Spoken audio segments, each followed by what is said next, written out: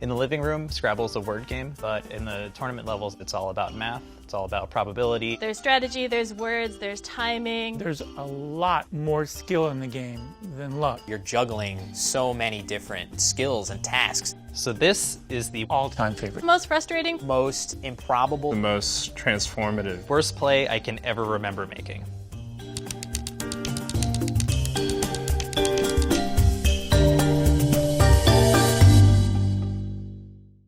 So in this situation, this is a tournament. I'm going second in the game. I'm sitting on the rack of BKNSST blank. The crazy thing is, if he plays just the two-letter word op, like operation, I will have the bingo of stop banks right off the bat on my first turn of the game. The chance of him playing this exact word must be at least 1 in a million, probably 1 in many millions. I see Larry take 2 tiles from his rack and get ready to put the tiles on the board. So I'm sitting there and my eyes kind of widen, like, okay. So I'm just sitting there kind of waiting for him to play. Bam, down it goes. He plays op. And I just started laughing. I'm just cackling like a hyena, and I play stop banks. And he's never seen this word before. If I had just played the word normally, he probably would have challenged the word.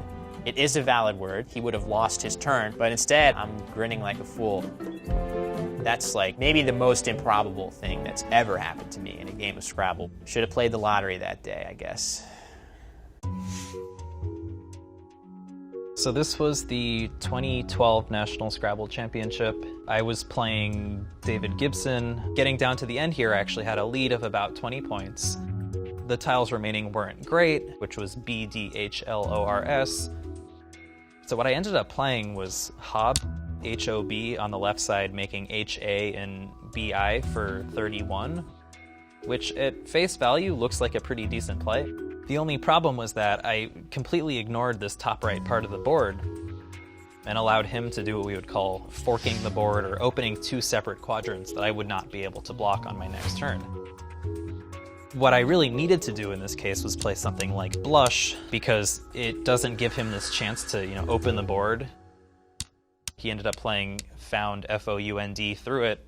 I drew pretty terribly, made a play, and he bingoed out with, I think, Zincade or something for 140 to win by over 100, and I was just shell-shocked. And then I had to play the next 3 best players in the tournament after that, and it was all downhill from there. So it was October of 2000. I had been playing competitively for less than 6 months. We were in Lake George, New York. My rack here was ADGLIOS, and 2 plays were on the board. So I was moving the tiles around, and they wound up in the order of GDIOLAS. And I said, gee whiz, if there's an LA on the board, I could play gladiolas. It's a 9-letter word. I had never played a 9-letter word. I was so excited. And what we do to end our turn is we hit our clock, and as I'm hitting the clock, I said, oh no, there were 2 LAs in gladiolas. I could have hit the triple word score and a double word score for the D, which is 2 points, and I would have scored 89 points instead of 62. All I had to do was wait and look a little further, and so it was a lesson. But for me, that was a personal milestone to make a 9-letter word. It's one of those games where I was a reasonably new high-level player. I was playing a former national champion for the first time, David Gibson, and I had basically lost this game with 5 or 6 plays to go. I was pretty sure I was going to lose. I'd kind of given up. I was probably not bingoing, and then I randomly drew a bingo that played and ended in a C. So I played the word pathetic. There was 1 tile in the bag when I played pathetic, so I pulled it out of the bag and it was an A. So the play was that you can put an A in front of the word pathetic. You can make the word apathetic. I wasn't sure if the word that he played was a phony word or a real word, so eventually I decided to challenge, whereas if I had just played my A, then I would have won by 1 point. So now. I will actually hold a tile up above a board and just like stare at it and see, does it play in any of these squares? That was something I learned from my apathetic game. This was the middle of the championship game back in 2000, and this game was the final game. If I win this game, I win the championship. I have a slight lead, and it's my turn.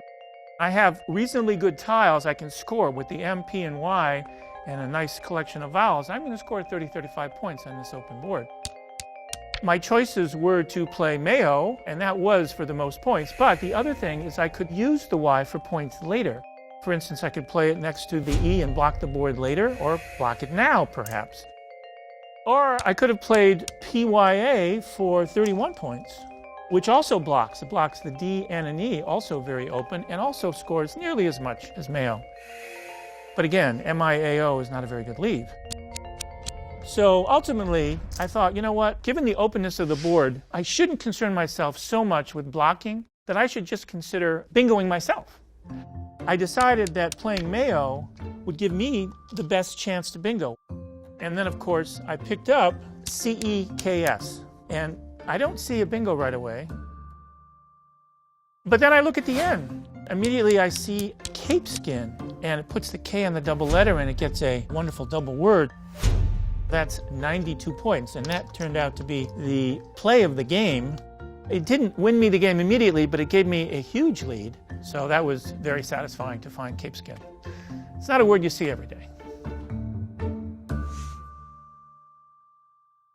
2 years ago at the 2015 National Scrabble Championships, I'd made the final of the playoffs to become a national champion. It got to a point in the end of the game where I felt pretty confident I was going to win. Somehow, with the clock running down, he had just played Barf.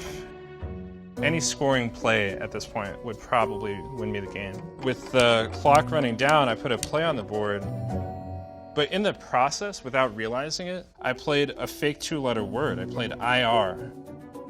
A lot of the time, I don't even need to check if the two-letter words are correct. It's so instinctive that it would be the equivalent of going to work without shoes on. He challenged, and I thought he was just desperate and trying to challenge liar. And I had to take the play off.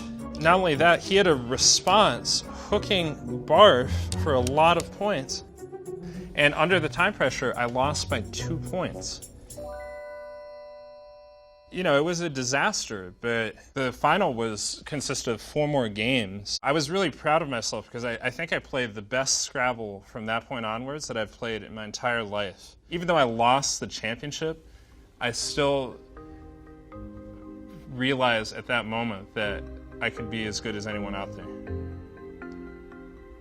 Scrabble is kind of a microcosm for life in some ways. The game is so deep, I could never finish learning about it. Basically, it makes you a little bit more wary and better at making good decisions. A lot of my closest friends now are from Scrabble. We get together at tournaments around the country, around the world. I still go to tournaments. I'll direct tournaments. I directed a tournament in New Orleans and the San Francisco Bay Area. It's giving back to the community that's given me everything. My goal in Scrabble is to be recognized as the second best player in the world because I think Nigel is going to be number 1 and I accept that. Nobody likes to lose.